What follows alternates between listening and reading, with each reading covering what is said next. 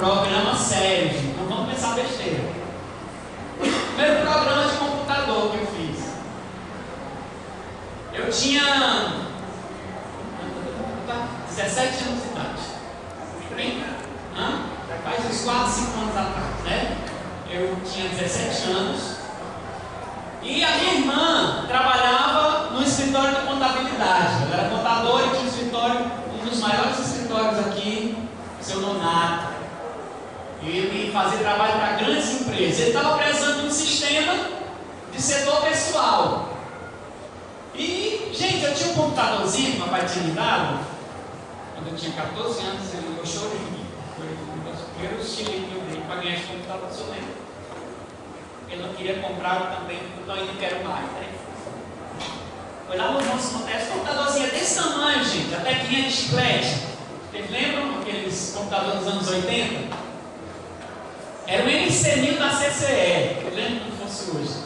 O monitor era o que? Era a televisão. Você ligava igual que você liga o videogame, aparecia as coisas, aquela telinha preta lá na televisão, e você programava em Basic. Basic era o que? Era uma linguagem simples de computador, que servia só para coisinhas pequenas. Mas ali eu aprendi algumas coisas. E depois eu estava estudando ali na escola técnica, depois foi Cefet, agora é Elfet, aquele negócio lá. E tinha as cadeiras básicas de informática, que era Basic, que eu já tinha aprendido sozinho, e tinha uma que era Pascal, que a gente teve depois. E aí minha irmã disse que ele estava precisando se fizesse um programa. Eu disse, eu faço. Eu nunca tinha feito um programa desse tipo. Quando eu fui lá e fechei o contrato com ele, eu saí de lá direto para a livraria para comprar um livro. Para aprender a fazer programa. Você está entendendo? É loucura? Não. É não se colocar limite. Amém? Diga, eu posso. Aprender todas as coisas. Eu não sei todas as coisas, mas Deus me deu um cérebro. Os cientistas calcularam quantos neurônios nós temos. Só para vocês terem ideia, o homem tem 3 bilhões a mais do que as mulheres. Imagina. Não querendo colocar aqui que seja, porque vai ver esse bichinho crescendo demais para poder se igualar, né? Então, são muitas, é muita capacidade que o nosso cérebro tem para não ser utilizado. Mas sabe o que é que acontece? Uma vez o Felipe chegou e disse o que é, não sei o que, não sei o que, não sei o que, não sei o que. Quando ele terminou de dizer o que é dele, 3 pessoas disseram, sei não. Você entendeu? O que acontece é que muitas pessoas se recusam a usar o que Deus lhes deu. Quantas mãos nós temos? Usa, meu querido. Usa. Elas foram feitas para usar. E tem pessoas que passam a vida toda e não fazem nada. Quantos pés nós temos? Usa. Tem que sair, tem que andar, tem que viver a vida, tem que usar, tem que aproveitar. Quantas horas nós temos durante o dia? 24. Aproveita. Tem gente dizendo, não, eu vou guardar aqui 8 horas, amanhã eu uso. Não serve mais. O tempo perdido de hoje nunca mais será recuperado. Amém? Essa mensagem tem muitas facetas, tem muitos lugares para onde a gente poderia ir. Eu poderia falar de Vitória, eu poderia falar de várias coisas. Eu vou falar algo de hoje, nessa mensagem, que talvez nunca se tenha pregado nessa história de Davi e Golias. Eu vou chegar lá no auge da mensagem e talvez seja algo que pode mudar a sua vida de uma vez por todas, e você pode mudar a sua vida de hoje para daqui para frente e daqui para trás. Pode ser um marco realmente na sua vida. Amém? Diga, eu posso. Palavras de desânimo, palavras de derrota, palavras de incapacidade não são palavras do crente em Deus.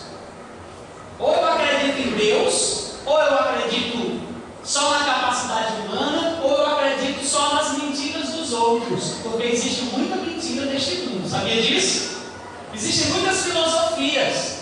Se uma diz que é de um jeito, outra diz que é de outro jeito, e outra diz que é de outra forma, não podemos dizer que todas estão corretas.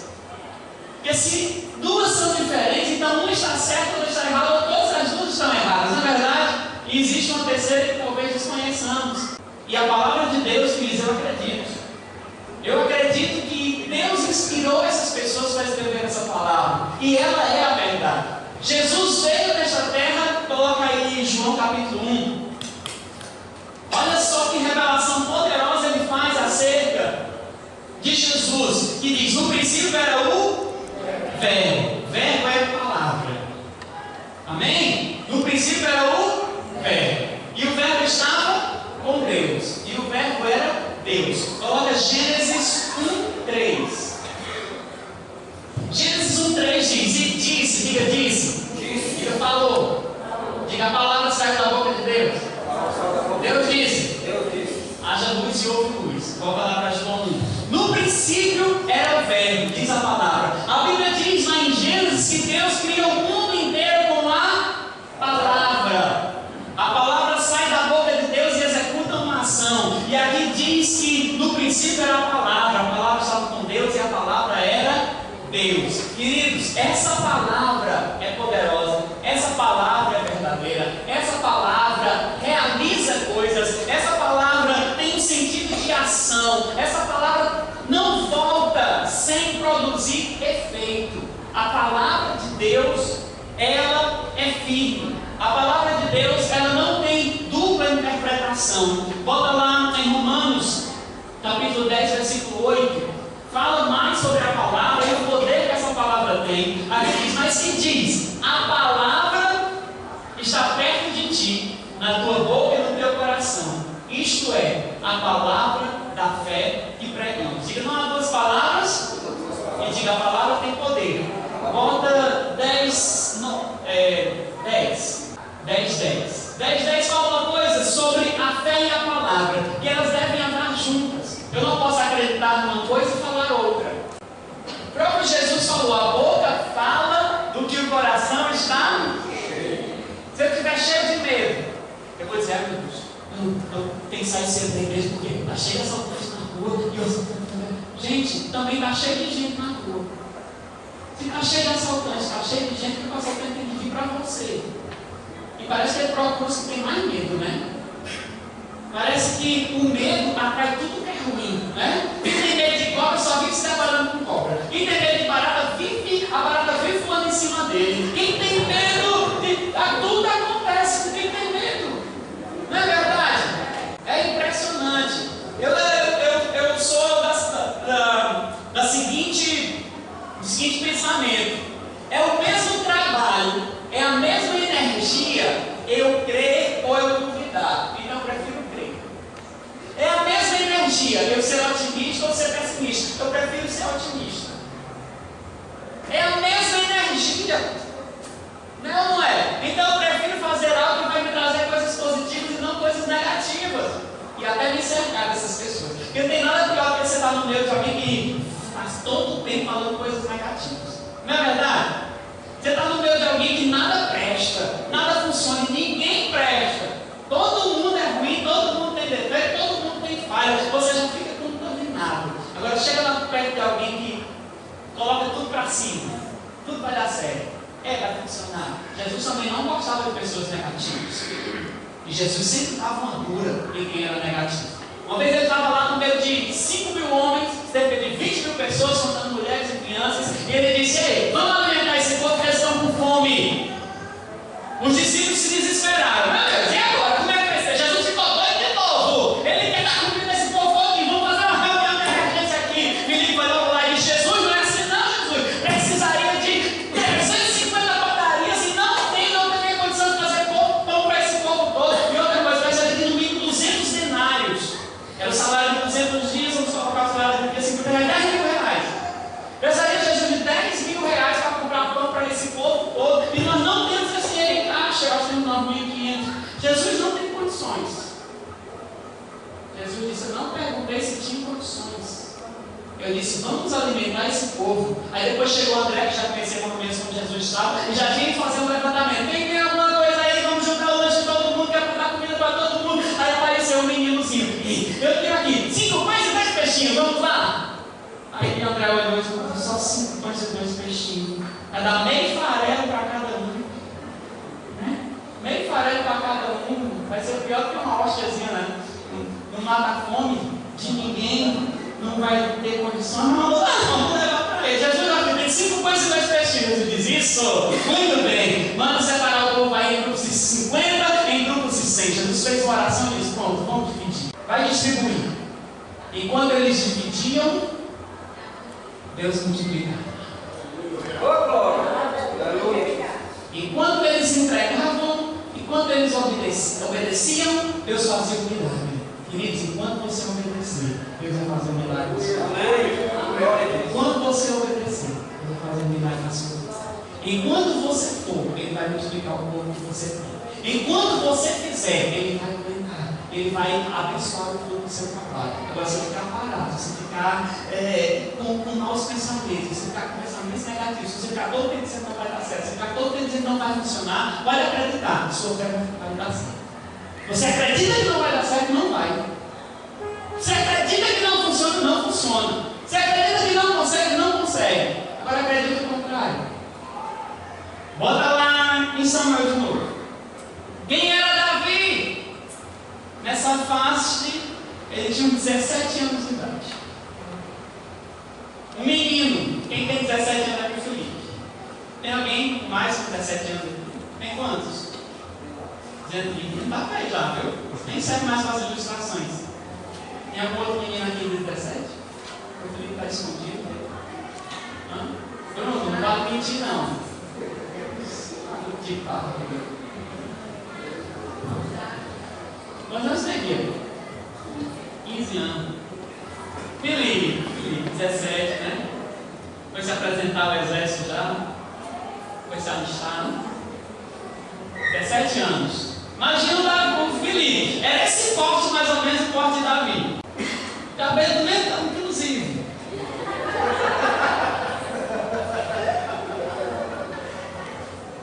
O pai de Davi não achava que ele estava pronto para o serviço militar. Todos os irmãos de Davi eram oficiais do exército. E Davi tinha ido deixar a merenda deles.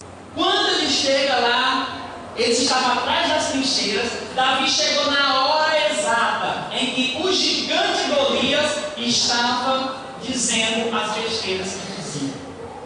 E não era o primeiro dia. Naquele dia, exato dia em que Davi foi deixar a merenda dos irmãos, era já o 40º dia que Golias insultava o exército de Deus, o povo de Deus, o rei do povo de Deus e o Deus.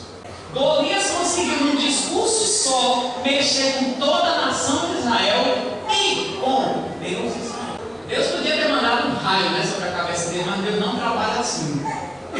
Deus disse: um raio vai ser demais para ele, baixa a pedrinha. 40 dias. Sabe por quê, queridos? Deus não precisa de defesa. Deus não precisa provar que Ele é grande. Deus não precisa provar que tem poder. Basta nós observarmos a natureza, nós vamos já ver o poder de Deus. Basta nós examinarmos um pouquinho nossa própria existência, nosso corpo, funcionamento, e nós vamos ver o poder e a grandeza de Deus. A ciência fez recentemente uma descoberta que alguém disse: não pode, nada pode ter vindo do nada. Então tem que ter existido pelo menos uma partícula que deu origem a tudo isso. E sabe qual o nome que talvez até orientado pelo próprio Deus ele deu essa partícula? A partícula de Deus. Porque a Bíblia diz que foi com a palavra que tudo saiu. Eu acredito que talvez essa palavra tenha dado origem a essa partícula. E essa partícula deu origem a tudo isso. Porque Deus, queridos, é poderoso. Amém? Dê um aplauso ao Senhor.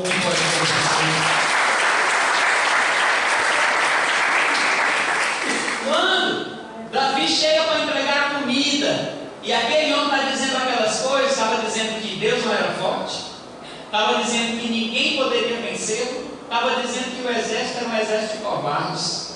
Davi olha aqui, pensando que era o primeiro dia. Davi diz: vocês não vão, eu vou deixar esse cara aí falar essas coisas. Vai lá. Aí menino, cala a boca. Menino, cala a boca. Pega ele, ouve. Olha, faz já 40 dias que ele está no céu. Não acredito não, Davi diz. Tem outra coisa. O rei já prometeu isenção de impostos eternos. O rei já prometeu terras. O rei prometeu até a mão da filha dele em casamento para a pessoa que fosse lá e derrotasse o gigante. Ninguém quis. Qual seria a próxima proposta. Nem o rei. Vocês lembram que Saul era maior, mais alto do que todos os outros? O ombro para cima. Saul era o mais forte, era o mais alto de Israel. Nem ele foi. Aí chega lá o Filipe, com esse porte atlético dele, com toda essa experiência militar que ele tinha. Chega lá o Filipe, 17 anos de idade, com a merenda na mão, e diz: se ninguém vai, eu vou. Nunca tinha duelado, nunca tinha lutado contra gigantes, nunca tinha participado de uma guerra, mas disse: nenhum de vocês tem coragem de ir, em nome do Senhor, eu vou. Ruim, isso aí é o próprio nome. Ruim é ir na própria capacidade. Ruim é ir simplesmente porque você quer ir. Mas disse: eu vou em nome do Senhor. E sabe que esse nome tem poder? Bota aí em Mateus capítulo 28, versículo 19, e você vai ver que esse nome é acima de todo nome, esse nome tem todo poder. Jesus, depois que ressuscitou, ele disse, 18, Jesus, ele disse, aproximando Jesus, falou-lhes dizendo: foi-me dada toda a autoridade no céu e na terra. Jesus disse: eu já recebi toda essa autoridade. Aí no 19 ele disse: então agora vocês vão e façam discípulos de todas as nações. Vão. Bota lá Marcos capítulo 16, versículo 15. Ele diz assim: ide por todo mundo, pregar o evangelho a toda criatura. 16. Quem crê e for batizado será salvo, quem não crê será condenado. E estes sinais acompanharão os que creem. Em meu nome,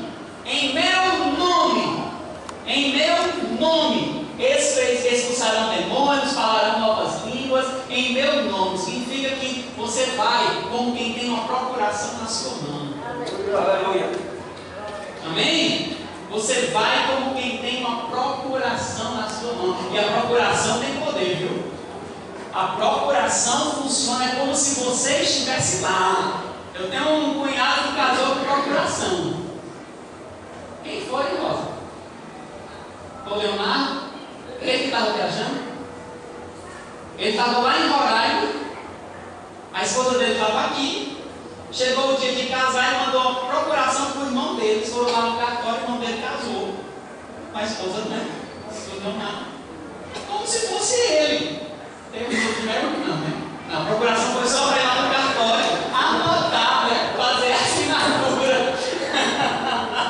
Vocês entenderam? A procuração funciona. Você tem a Leonardo, ele está lá em Roraima, você, eu estou aqui em nome dele. É como se fosse ele. Para o juiz é como se fosse ele. A assinatura do irmão dele foi do Marcelo, né? A assinatura do Marcelo serviu como se fosse a do Leonardo, porque tinha a procuração. Jesus disse aqui: no meu nome, você vai expulsar o demônio.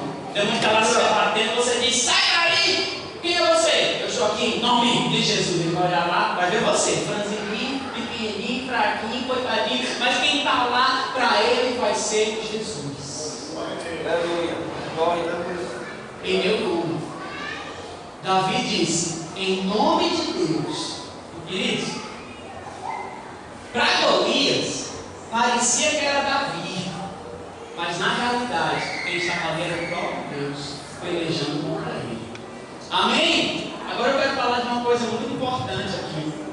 Quando Davi se apresentou ao rei e disse: eu vou lá e eu vou lutar, ele precisou argumentar algumas coisas para o rei, porque o rei ainda não quis acreditar nele, porque a maioria das pessoas vão querer se estimular tudo que você queira fazer nessa vida. Qualquer coisa que seja diferente do lugar comum, as pessoas vão primeiro dizer que não vai dar certo, as pessoas vão primeiro dizer que não vai funcionar, as pessoas vão primeiro dizer que não é assim, as pessoas vão primeiro dizer que você vai quebrar, as pessoas vão primeiro dizer que isso não é para você. Ninguém nunca fez isso. As coisas aqui não são assim. O mundo é cheio de opiniões. E as opiniões não significam que são a verdade. Se você for fazer qualquer coisa, se você realmente acreditar, vai dar certo. Se você acreditar, se você confiar, vai funcionar. A pessoa chegou numa cidade, estava de mudança, e havia um sábio lá, na entrada da cidade, e aquela pessoa perguntou: ei senhor, como é essa cidade aqui? Como é a vizinhança aqui desse lugar? E o senhor Saaro perguntou: como era a cidade onde você veio? Lá as pessoas eram muito boas, lá todo mundo era legal, todo mundo era amigo, todo mundo era unido. Quando alguém queria fazer uma coisa, todo mundo se juntava e fazia, todo mundo se ajudava. O velho sorriu e disse: aqui você vai encontrar assim também. Pode entrar, seja bem-vindo. Aí chegou outro carro atrás: ei senhor, como são as pessoas aqui nessa cidade? Eles como eram lá de onde você veio? Estou me mudando porque eu não aguentava mais. Lá as pessoas gostavam de intriga, todo mundo gostava de confusão, qualquer coisa era motivo para briga, e lá era cada um na sua, e eu estou mudando porque eu não queria mais morar num lugar assim. O cara disse: infelizmente eu quero dizer que aqui as pessoas também são assim. Tudo que acontece na sua vida, eu quero ter uma triste notícia para você. A culpa não é dos outros, a culpa é sua. Quando coisa dá errado, não vai dizer: foi por causa do meu pai. Foi não, por sua causa. O homem estava no bar, bebendo, se acabando, já estava ali, quase caído no chão. Uma pessoa chegou para ele e perguntou: por que você está assim? A vida fez isso comigo. Meu pai era muito violento, meu pai batia, meu pai me espancava, meu pai era mal para minha mãe, e eu fugi de casa. E hoje eu estou assim. Aí lá com tristeza. Aí chegou o outro, estava bem vestido, paletó. Eu tive uma infância parecida com a sua. Meu pai era do jeito que você está dizendo. Ele era violento, ele era bêbado, ele batia na minha mãe, espancava. E eu cresci e eu decidi que eu não queria ser como eu ia ser totalmente diferente. E a culpa não é dos outros. A vida é sua. Você toma as decisões, você toma as escolhas, e você pode ter nascido de uma maneira, mas não precisa morrer daquela mesma maneira, porque você pode tomar as decisões que podem mudar a sua vida. É por isso que você está aqui hoje. Um dia você tomou a decisão de ser melhor, um dia você tomou a decisão de buscar o caminho do céu, um dia você tomou a decisão de buscar o reino de Deus, e a justiça de Deus está aqui para se aperfeiçoar mais e mais. E muitos ainda estão lá fora fazendo assim, seguindo o rumo natural da sua vida. E um dia vão culpar a sociedade, vão culpar o governo, vão culpar seus pais, vão culpar seus maridos, vão culpar seus esposos, mas na realidade quem poderia mudar o mundo era você. Davi aqui ele não culpou ninguém. Davi aqui ele não achou que poderia ou que não poderia. Davi aqui ele decidiu mudar a situação. E a opinião do rei foi: você é muito franzino. A opinião do rei foi: você nunca lutou com ninguém. Mas sabe o que Davi disse? Olha, seu rei, preste atenção, essa é a parte mais importante. Eu cuido das ovelhas do meu pai. Eu sou o pastor das ovelhas do meu pai. Ele me deu essa responsabilidade. Um dia foi um leão atacar as ovelhas do meu pai e eu matei o leão. Outro dia foi um urso, ou foi uma ursa, matar, comer uma ovelha do meu pai, e eu não deixei. Eu matei o urso. E hoje eu vou lá e vou matar esse incircunciso cristão, em nome de Deus. Davi, ele falou aqui de algo muito importante que eu vou chamar aqui de a lei do processo. Diga: a lei do processo. Nós não podemos ignorar a lei do processo. Hoje, na leitura desse texto, Davi estará matando um gigante, mas ele não começou a sua vida de herói matando gigantes. Existe um processo na nossa vida, e isso vai acontecer em praticamente todas as áreas da nossa vida. Existe um processo a ser seguido, e nós precisamos obedecer o processo. Presta atenção, você precisa entender o processo. Existe um começo, existe um meio, existe um fim, e nós não podemos atropelar essas coisas. Amém? Nós precisamos saber que para chegar um dia a ser pastor, um dia nós precisamos começar sendo ovelha. Um dia nós precisamos começar sendo discípulos. Um dia nós precisamos começar sendo obedientes. Um dia nós precisamos começar aprendendo. Um dia nós precisamos começar lendo, decorando, meditando a Bíblia. Nós precisamos começar fazendo pequenos estudos até chegar lá. Quando nós não obedecemos a lei do processo, nós sofremos sérios prejuízos. Uma pessoa chega na igreja e está com seu lar desmantelado. Aí chega, se converte hoje, ele e sua esposa, e amanhã quer que esteja um mar de rosas. Não é assim. Você passou uma vida toda destruindo. Agora comece um processo de novo para reconstruir. nós começamos um processo de volta. Tem um jovem que em casa era irresponsável, tinha se tornado um drogado, tinha quebrado coisas dentro de casa, tinha vendido coisas, tinha feito terríveis coisas dentro de casa. Um dia veio a igreja, se converteu, quer voltar e dizer: mamãe, confia em mim. Mamãe, agora eu sou tudo diferente, vai ser tudo diferente. Ela nunca vai entender isso e vai haver um processo para reconquistar a confiança.